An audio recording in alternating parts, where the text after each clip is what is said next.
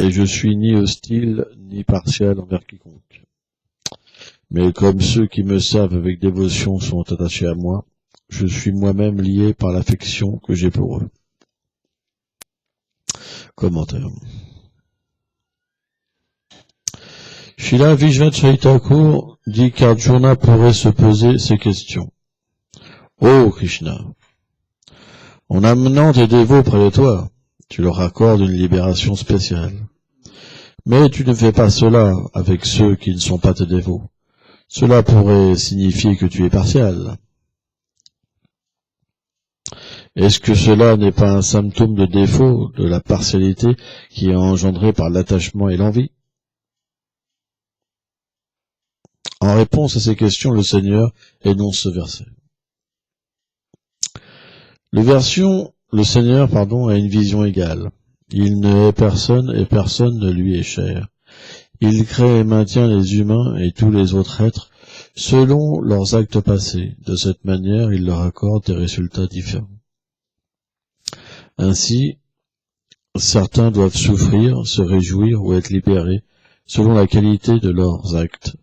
Comment comprendre qu'il n'y ait pas un défaut de partialité de la part du Seigneur? Jai. Om Gyanatimilandasya Gyanam Jalam Shalakayam Shakshuram Editam Jena Tasme Shigulave Nama. Donc plus tard, Shivaji Vajrayana Thakur explique que il prend l'exemple d'un hibou. Le hibou, dès que le soleil apparaît, il se cache. De la même manière, la miséricorde de Krishna, c'est comme le soleil. Tout le monde peut la recevoir, mais on a tous une disposition différente selon nos désirs. Mais Krishna est égal envers tous. Il ne crée pas nos désirs matériels, ni qu'il nous pousse à pécher. Il ne crée pas toutes ces choses qui sont les guerres. Simplement, l'être vivant crée ce monde matériel. En fait, ce monde matériel n'est que le désir concupissant des êtres vivants. Donc on peut comprendre que le Seigneur, bien qu'il donne à l'être vivant le moyen de goûter, d'expérimenter l'indépendance envers lui, c'est pas qu'il n'est impliqué dans ce monde. Simplement, à chaque fois qu'il recrée le monde matériel, il imprègne les jivas, et selon leur vie passée, leur karma, leur désir, il reprend naissance, et ce monde se meut de nouveau, en fait, par les actes intéressés des êtres vivants. C'est pour ça que le Seigneur, bien qu'il accompagne les êtres, l'âme suprême, elle est ce qu'on appelle une manifestation partielle, quand même, du Seigneur, dans le sens que le Seigneur est là simplement pour observer et donner le fruit aux êtres vivants. Vous comprenez? Alors que le monde spirituel est une nature complètement différente, puisque tout y est pur, et parce que les êtres sont très attachés à Krishna, ils vivent pour lui. Automatiquement, Krishna vit pour eux. Vous comprenez? Alors, qu'est-ce qu'il nous diffère d'un pur dévot? Qu'est-ce qui diffère d'un pur dévot et d'un matérialiste? C'est simplement de la manière qu'il relationne avec Krishna. Si sa relation est à zéro et qu'il vit que pour lui, alors il ne voit pas Krishna. Krishna est caché par ses pouvoirs. Avyaktam Vatyam Panam Vatyam Buddhayam, Krishna explique que même quand il vient dans ce monde, les gens qui ne sont pas attachés à lui, ils peuvent même pas le voir. C'est incroyable, quoi. Ils peuvent même pas le comprendre. Vous vous rendez compte? C'est quand même incroyable. Et par exemple, selon les relations qu'ont les êtres avec Krishna et la conscience de Krishna qu'ils ont, quand il est là, ils le voient tous différemment, pardon. Il y en a qui le voient comme l'âme suprême, il y en a qui le voient comme l'objet de leur amour, de leur amitié, ou comme la mort personnifiée. Tout dépend des relations qu'ils ont avec Krishna. Et de la même manière, en ce moment, selon nos désirs intéressés, nous avons une vision du Seigneur suprême. Mais ce Seigneur suprême, il est le même pour tous. Simplement, il a différents aspects selon les relations qu'il a avec ses dévots dans le monde spirituel.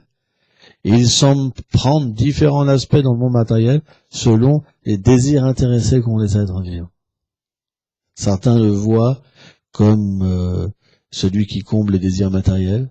Certains le voient comme la libération.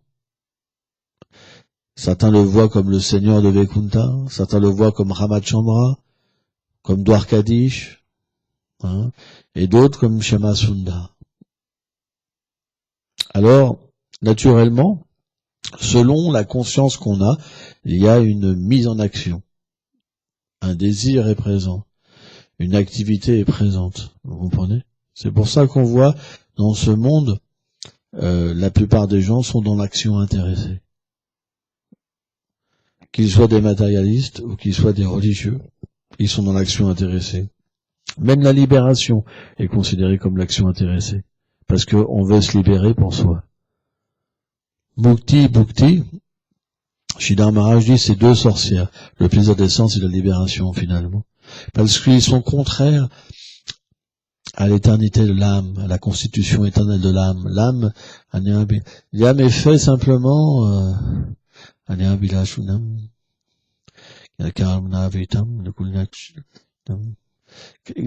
Shilpa Goswami dit que l'âme, elle est simplement dans son état primordial, elle est libérée de l'action intéressée, libérée du désir de la libération. Elle agit simplement dominée par des sentiments d'amour qui sont dirigés exclusivement vers Krishna et d'une manière ininterrompue. C'est ça qui caractérise la pure dévotion. C'est pour ça que cette pure dévotion, et Chaitanya Mahaprabhu, dans ce verset Nityasiddha Krishna Prema, il dit que cette pure dévotion, elle est dans l'être quand même, elle est simplement recouverte. C'est quand même intéressant. Et que Srila Bhaktivinoda Thakur explique que avec le service de dévotion, elle immerge.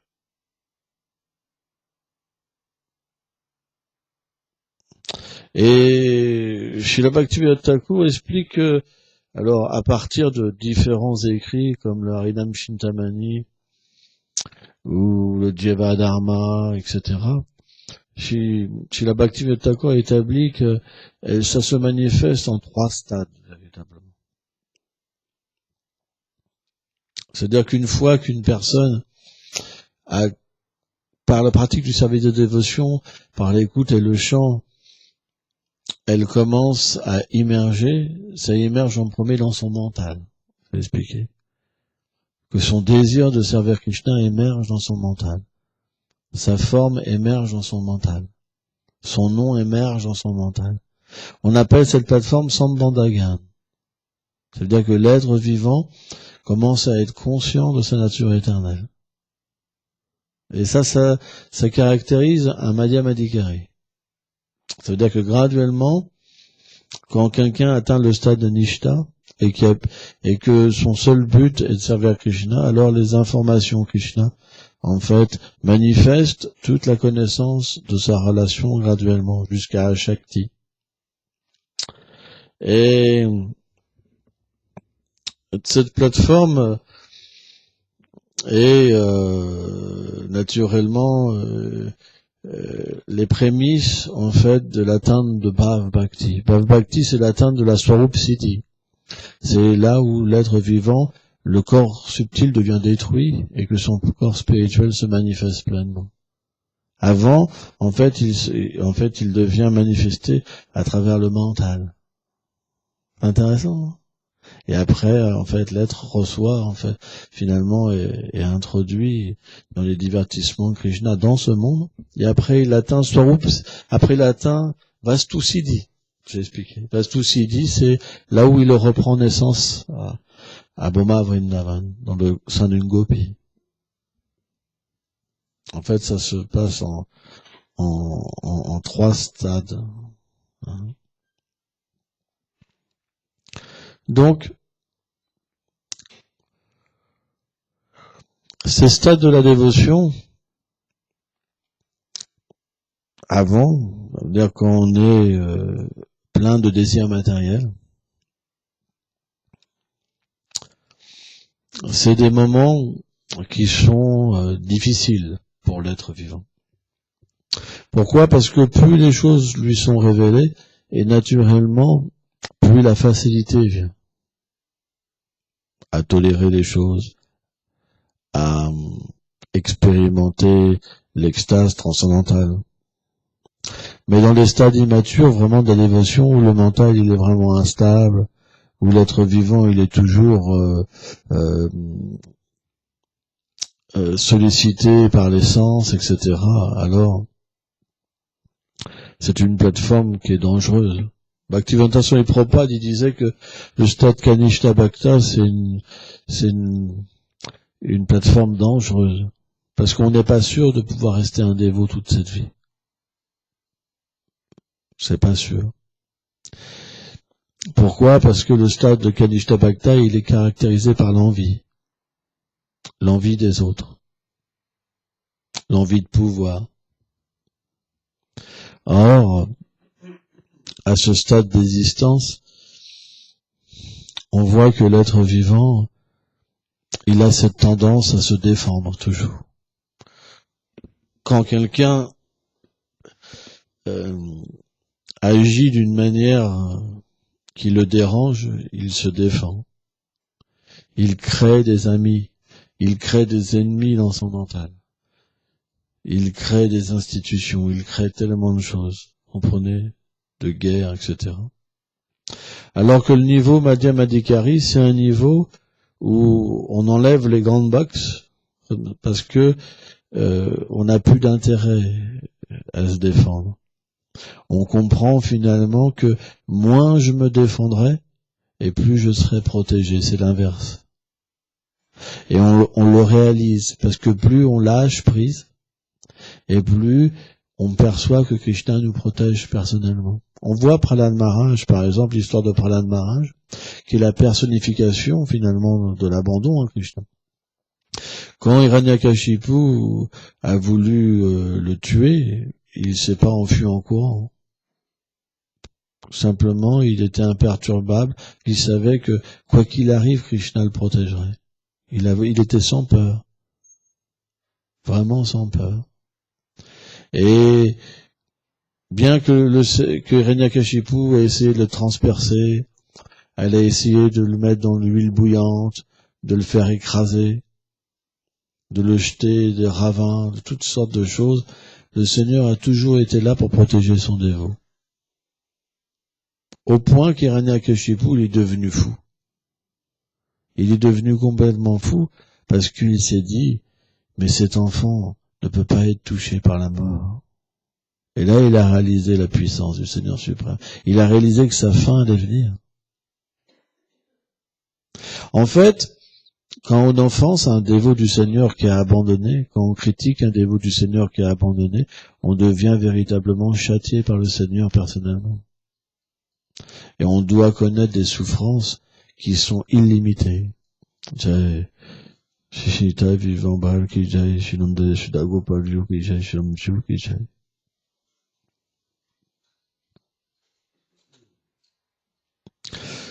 Parce que celui qui offense son dévot, alors Krishna personnellement s'est expliqué le punit dans son cœur. C'est pour ça que l'expérience d'offenser un Vaishnava, c'est quelque chose vraiment une punition mais terrible. Ceux qui offensent les Vaishnavas, ils doivent souffrir d'une manière terrible. Et c'est expliqué pas simplement que dans cette vie, mais vie après vie, vie après vie, vie après vie. C'est l'offense la plus élevée, parce qu'elle touche le cœur du Seigneur. Quand on offense son dévot, le Seigneur, en fait, est pas du tout satisfait avec nous. C'est pour ça que,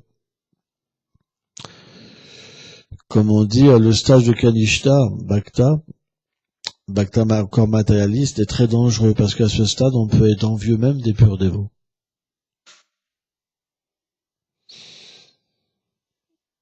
Alors que le stade de Madhyam est un stade où on reconnaît les différents Vaishnavas et on relationne avec eux. Quand on perçoit un grand Vaishnava, alors le cœur d'un Madhyam complètement s'ouvre, son cœur s'ouvre, son mental s'ouvre, et il perçoit l'objet de la miséricorde de Krishna. Et il perçoit qu'un Vaishnava est comme une fleur de lotus et il devient comme une abeille, vraiment. Un Kanishta peut pas comprendre ça. C'est pas possible. De tels sentiments. C'est impossible. Un Madhyam, il peut ressentir une telle séparation avec les Vaishnavas que les Vaishnavas lui apparaissent dans son cœur, dans son mental. Et il peut parler avec eux. Il peut avoir le darshan des Vaishnavas. Pas un Kanishta. Et un Madhyam Vaishnava, il peut ressentir véritablement une forte séparation avec les Vaishnavas. Une très forte séparation, des puissants sentiments d'amour, vraiment. Hein. Et c'est pour ça que un tel dévot, il est très cher aux Uttama Bhakta, aux grands Vaishnavas, il est très cher. Parce que le Madhyam, plus il progresse, plus il devient abandonné, vous comprenez? Plus cette propension à dépendre des Vaishnavas et de Krishna se manifeste en lui. Et automatiquement, un tel dévot, puisqu'il appartient aux Vaishnavas, puisqu'il dépend des Vaishnavas complètement, imaginez-vous comment les grands Vaishnavas réciproquent avec eux. C'est inimaginable. En fait, ils sont protégés personnellement. Les Vaishnavas même méditent sur eux pour que Krishna puisse les maintenir. Hein. Donc, tout ça, c'est notre désir. On peut atteindre cette plateforme de comprendre cette relation avec Radha et Krishna simplement si déjà on devient attiré par la miséricorde que Krishna manifeste dans ce monde matériel. Après, on pourra voir la beauté du monde supérieur. Mais d'abord, on doit percevoir la miséricorde que Krishna manifeste. On doit être sensible au temple, on doit être sensible aux dévots. Même si tous les dévots ne sont pas des purs dévots, on doit comprendre que Krishna les met ensemble. Il amène des personnes qui ont pratiqué des vies passées pour nous protéger. Les Vaishnavas, même immatures, sont la miséricorde de Krishna. Alors un Kanishta, il ne peut pas comprendre ça. Il est envieux de ses frères. Dès qu'il y a le moindre petite chose, il est envieux. Il manifeste son envie. Mais la réalité, c'est que comment on peut être envieux de frères et de sœurs que Krishna, en fait, nous amène pour nous protéger en réalité? Où est Krishna si les Vaishnavas s'en vont à un niveau immature du service de dévotion? Qu'est-ce qu'on voit de Krishna? Imaginez-vous si Krishna partait avec les Vaishnavas. Combien de temps vous resterez Vaishnav tout seul? Combien de temps ça durerait? Une semaine? Avant que les désirs matériels reviennent?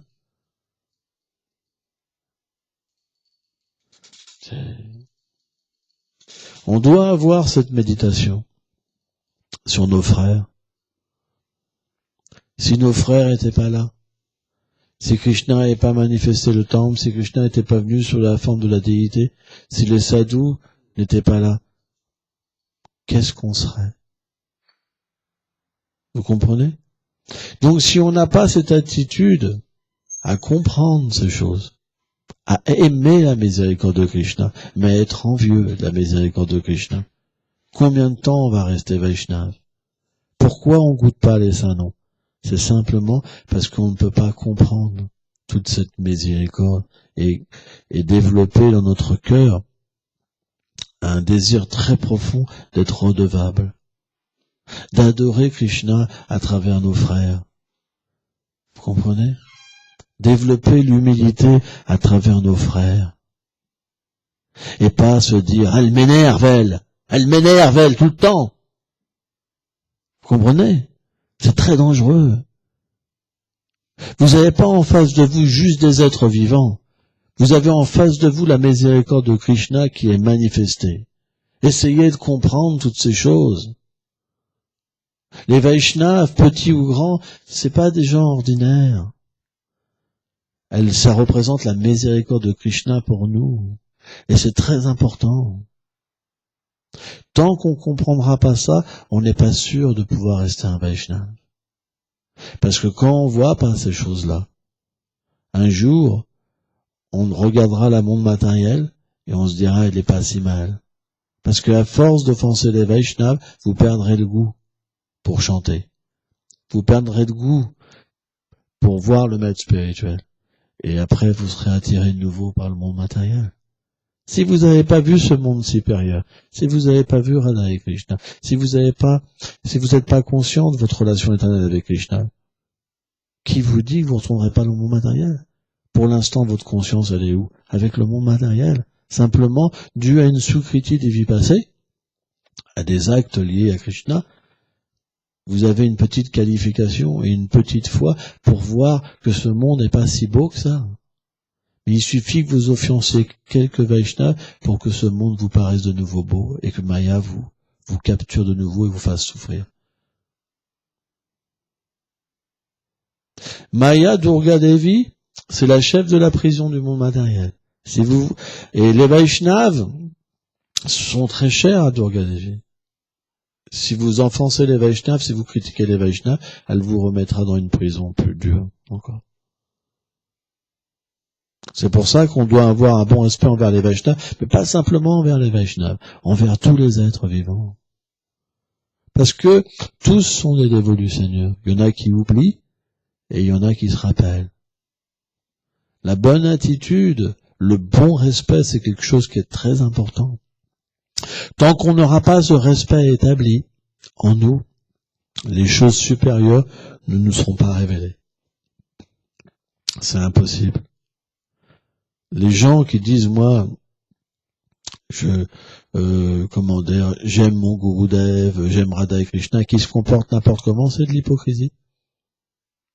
En fait, quand ils parlent, ils établissent quelque chose en eux, ils imaginent quelque chose en eux qui n'est pas encore véritable. Ils se trompent eux-mêmes. C'est pour ça que plus on progresse spirituellement, et plus on est conscient de nos fautes, et plus on devient humble, plus on progresse, plus on est élevé vers le monde supérieur, plus ce monde nous paraît tangible, il est tellement pur que ça nous amène à la petitesse, de plus en plus, de plus en plus. Tant qu'on n'est pas conscient du monde supérieur, on a un gros ego énorme. Et plus ce monde descend à nous, plus on devient petit, l'humilité, et devient extrême.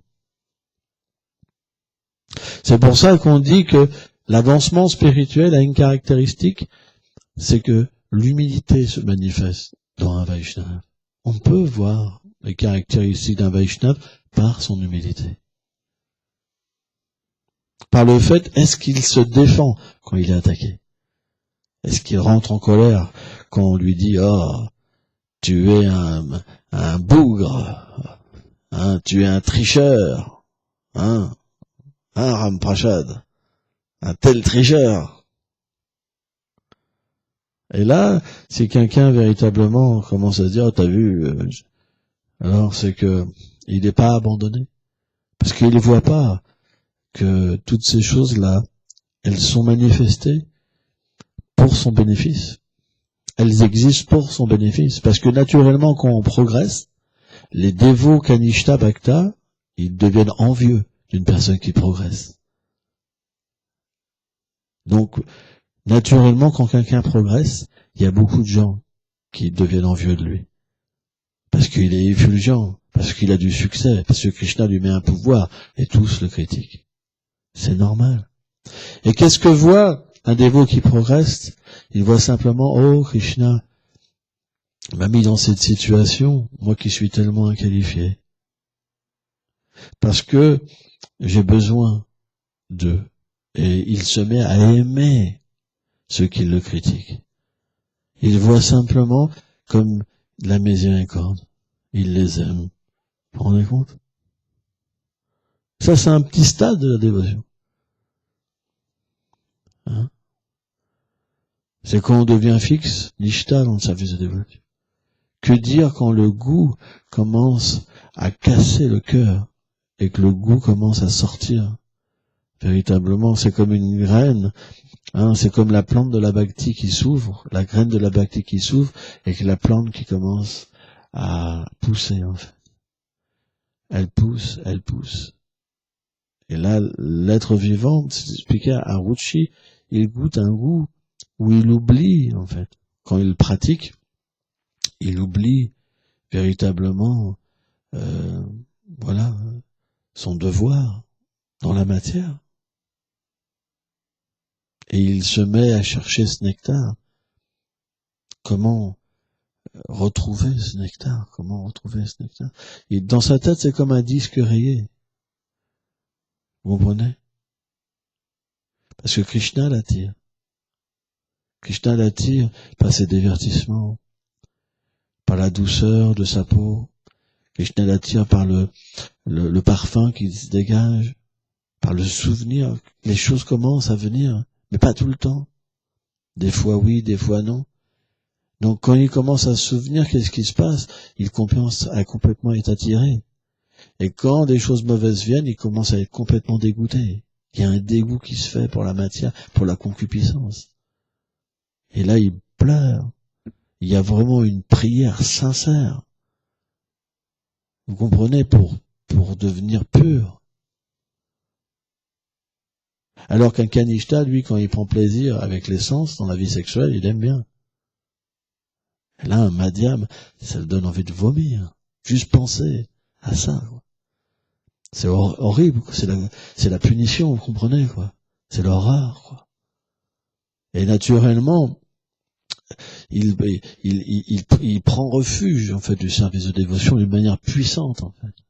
Et alors, il peut véritablement progresser plus, et être de plus en plus conscient de sa nature éternelle. Et naturellement, plus son cœur se purifie, et plus cette ombre de la dévotion devient de plus en plus perceptible, vous comprenez? Et l'attachement pour Krishna se manifeste. Un attachement au point où il va sentir la séparation avec Krishna. Il va se sentir mourir. Il va se sentir déchiré à un point qu'on peut même pas imaginer. Il va divaguer. C'est expliqué que quand quelqu'un arrive à Shakti, les gens le prennent pour un fou, comme un malade mental. Vous vous rendez compte? Vous vous rendez compte? Il divague, il pleure, même devant les gens, en fait. Il peut même plus contrôler ses émotions.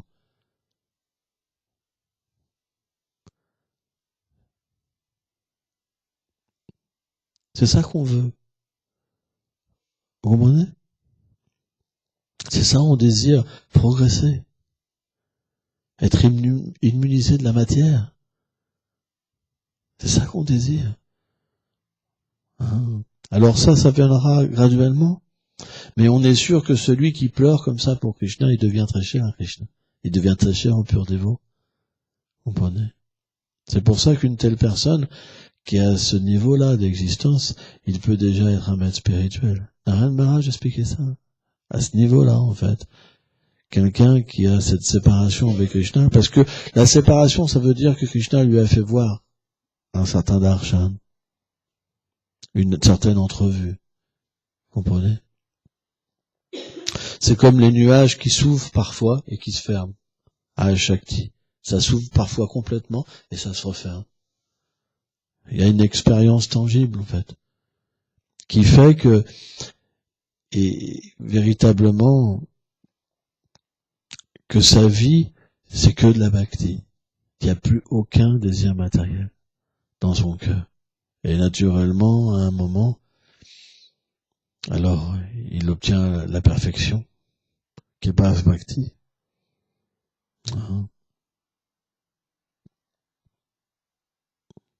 Donc ça, on doit comprendre que, en ce moment, en servant Krishna, alors on purifie. Dans un premier temps, nos sens, notre mental, notre intelligence. Et on doit comprendre que tant qu'on aura une mauvaise attitude, on ne pourra pas progresser.